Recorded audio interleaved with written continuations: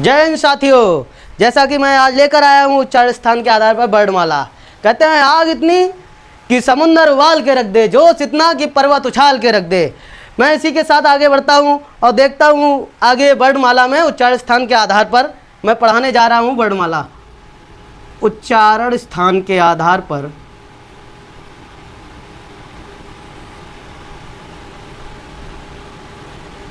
स्थान के आधार पर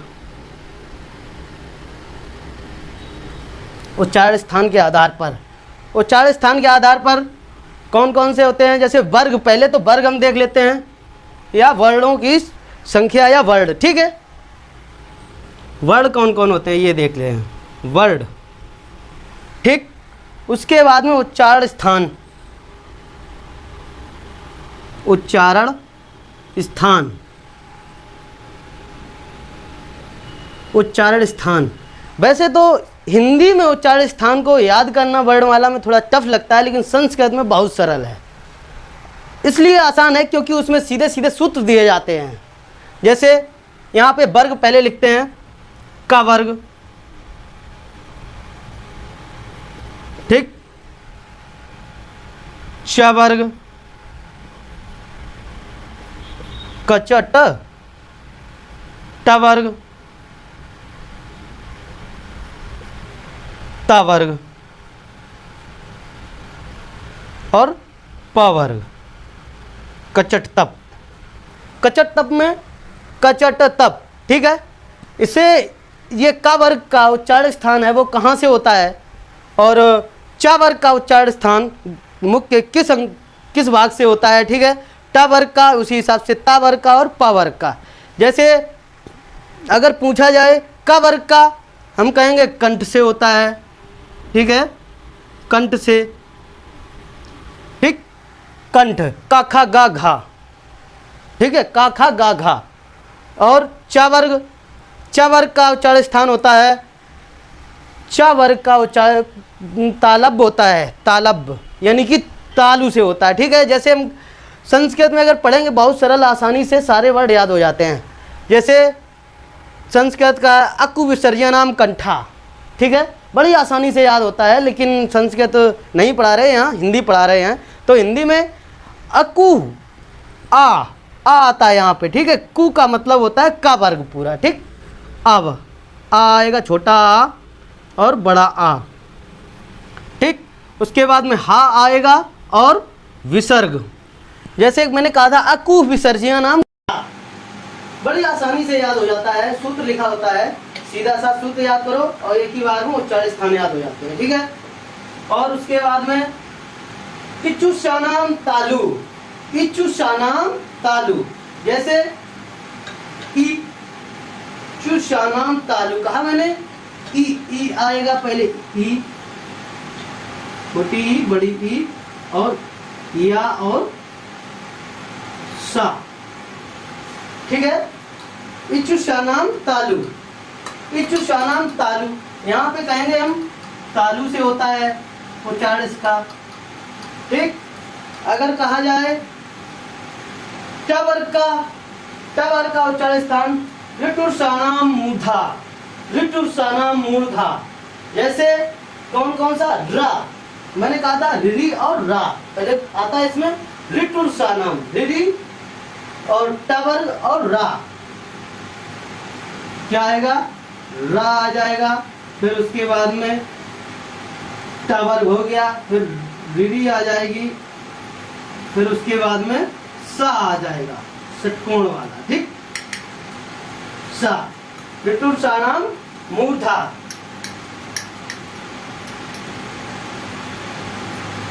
मूर्धा।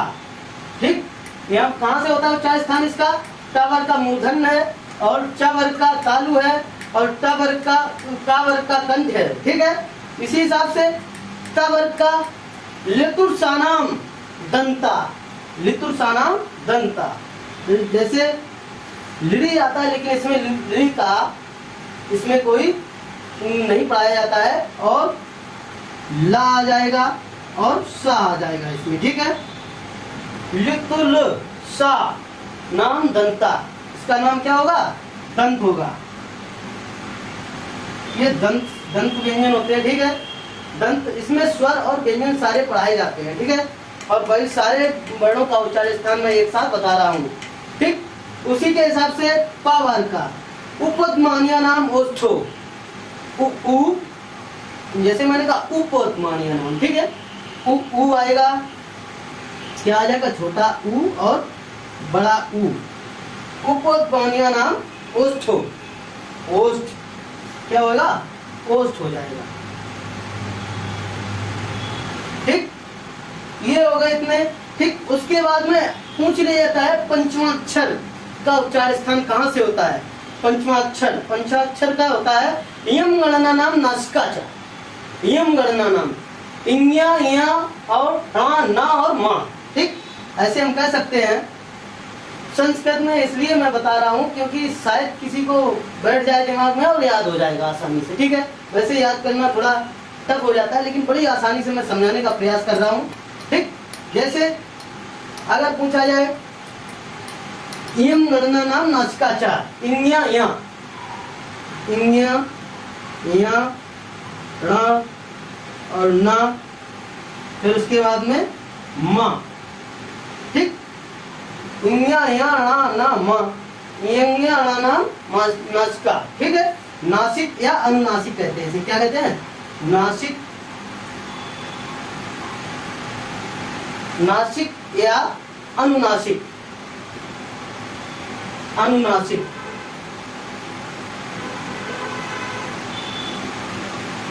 ठीक है। और उसके बाद में आ जाए ए ए और ओ औ और वा का उच्चारण स्थान, ये तीन बहुत महत्वपूर्ण है। इसमें पूछ लिया जाता है ए ए और ओ औ, ए ए ओ का, ए का होगा ए दे तो कंठ तालु, ए दे तो कंठ तालु, जैसे ए ऐ, ठीक है। जैसे अगर निकाला जाए तो हम निकाल भी सकते हैं।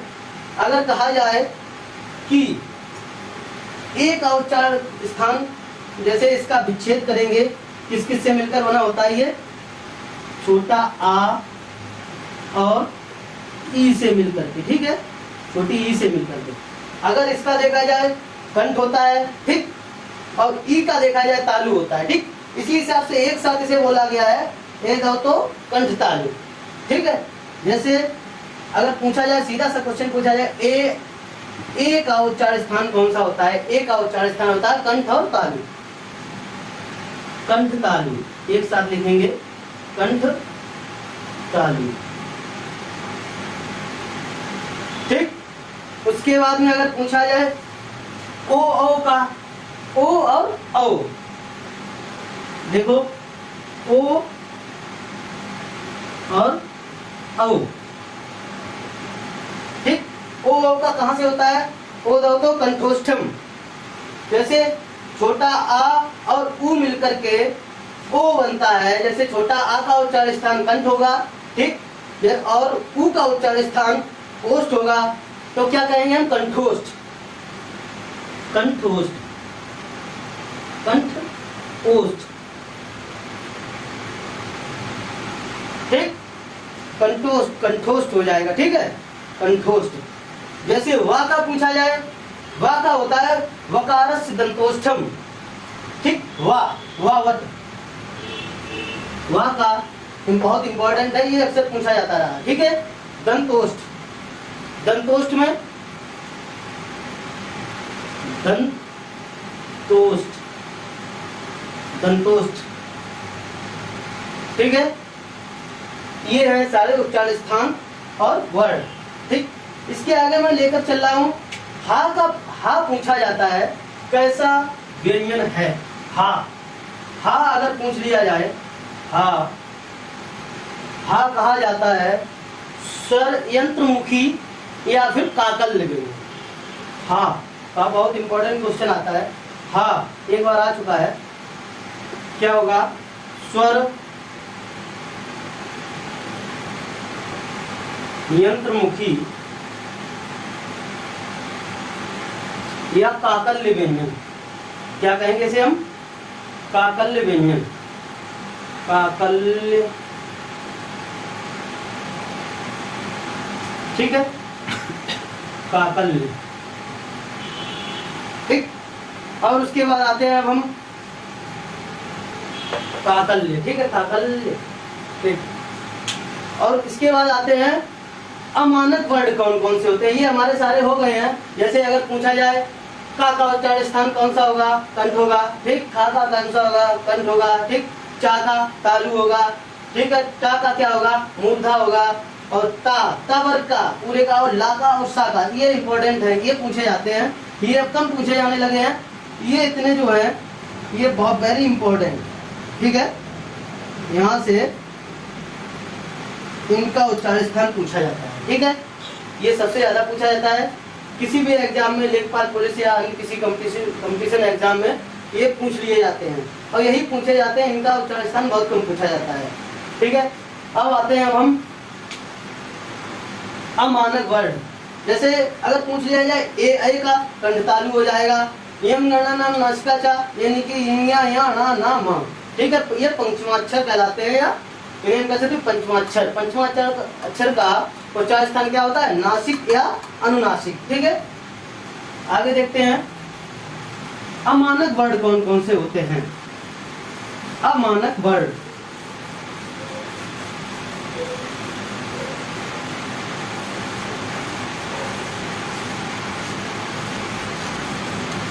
उम्मीद करता हूं ये समझ में आया होगा।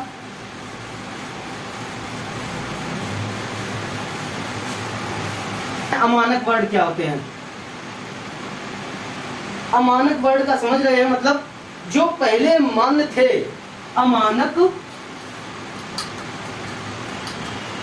वर्ड,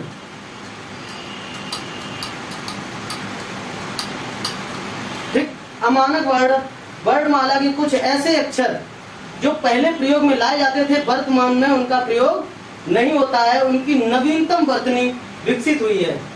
ठीक है, उन्हें अमानक वर्ड कहते हैं। जैसे देखा होगा पहले आ लोग ऐसे बनाते थे, सॉरी आ। ठीक है, आ इस तरह से बनाया जाता था। फिर उसके बाद में झा, कौन कौन से होते हैं अमानक वर्ड, झा, झा इस तरह से बनाया जाता था। फिर भा, भा इस तरह से बनाया जाता था। और धा, धा, ये रहा धा। उसके बाद में अणा, जिसका रूप ऐसे भी बनाया जाता था। ठीक है, ये इतने वर्ड हैं।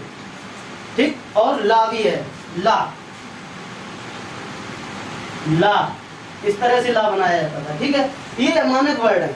ये पुरानी वर्तनी में ये प्रयोग होते थे, या पूर्व वर्तनी जिसे कहा जाता है, इन्हें अमानक वर्ड कहा गया है। और उनकी नवीन विकसित दुनिया कौन सी है, नवीन दुनिया कौन सी है, या नवीन वर्तनी कौन सी है, वो इस तरह से लिखे जाते हैं। आ, भा, झा, उसके बाद में भा और धा, ये होता है अणा। फिर है ला, ये है पूर्व वर्तनी, इसे कह सकते हैं हम पूर्व वर्तनी, पूर्व वर्तनी। और इसे कह सकते हैं नवीन विकसित वर्तनी, या वर्तमान में प्रयोग की जाने वाली वर्तनी। वर्तमान वर्तनी, ठीक है, वर्तनी। ठीक, अगर पूछा जाए इसके आगे, अब इसके आगे वर्णमाला के अन्य तत्वों की बात करता हूं। जैसे संपृक्त ध्वनियां कौन सी होती हैं, संपृक्त ध्वनियां, संपृक्त ध्वनियां, संपृक्त ध्वनियां वो ध्वनियां कहलाती हैं जिनका जो शब्द, जिन शब्दों में एक ही वर्ग के दो अक्षर आते हैं, और जो यानी कि पहला अक्षर होता है वो आधा होता है, या कह सकते हैं पंचवां अक्षर ज्यादा आते हैं। ठीक है, उन्हें संपृक्त ध्वनियां कहते हैं। संपृक्त ध्वनियां कैसे हम लिखते हैं, संपृक्त ध्वनियां,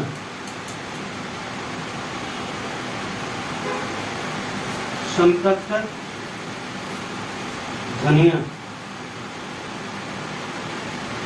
क्या है? संपृक्त ध्वनि या संपृक्त ध्वनियां, ठीक है। संपृक्त ध्वनि,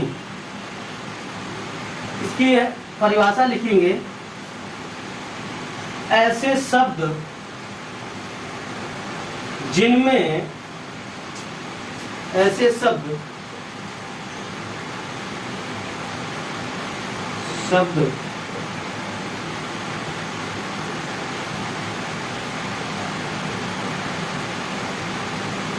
जिनमें एक वर्ग के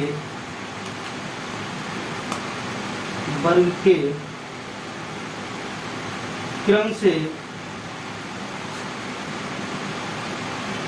एक वर्ग के क्रम से दो वर्ड आए, क्रम से दो वर्ड आए, जो पहले वाला वर्ड पहले वाला वर्ड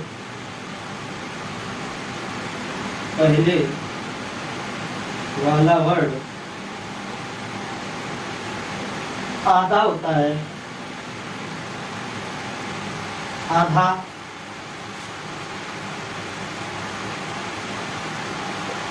होता है, ज्यादातर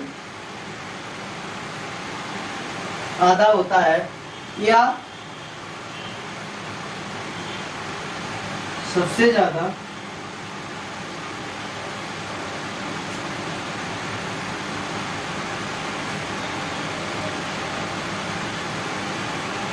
पंचम अक्षर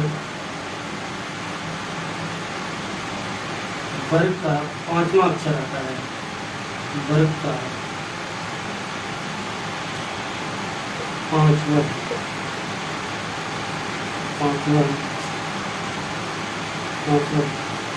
अक्षर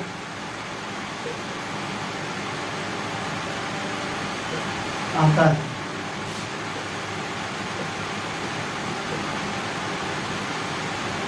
ठीक है, क्या है? ऐसे शब्द जिनमें वर्ग के क्रम से दो वर्ड आए, पहले वाला वर्ड आधा होता है, या सबसे ज्यादा पांचवा अक्षर आता है। ठीक है, पांचवा अक्षर आता है, मतलब है अगर कोई शब्द हम लिखते हैं, जैसे गंगा, जैसे हमने लिखा गंगा, ठीक,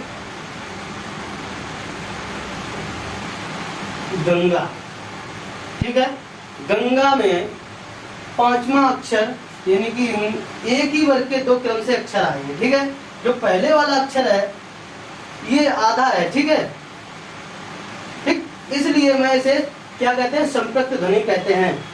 ठीक है, जैसे नंद, नंद लिखते हैं। ठीक, जैसे ये का वर्ग का है, इस वर्ग का है, का वर्ग। ठीक, जैसे नंद लिखा है, नंद, नंद में ता वर्ग का है, ता वर्ग। ठीक, ये क्या कहलाते हैं? संपृक्त ध्वनियां कहलाती हैं। इसी के साथ मैं अगला टॉपिक अगले दिन पढ़ाऊंगा, और इस वर्णमाला के अन्य तथ्य और इम्पोर्टेंट है जो जरूर लें, और जो वीडियो हमारी देख रहे हैं उन्हें बता देना चाहता हूं कि जो भी आगे हम लेके आएंगे, जो वर्णमाला के बाद में शब्द लेके आएंगे, शब्द क्या होते हैं। ठीक है, इसी के साथ मैं कहना चाहता हूं जो भी लाइक करें, सब्सक्राइब करें और बेल आइकन को जरूर दबाएं, और ताकि हमारी वीडियो सबसे ज़्यादा से ज़्यादा हम पढ़ा सकें, और यहाँ पर लाइक और शेयर जरूर करें। ठीक है, धन्यवाद।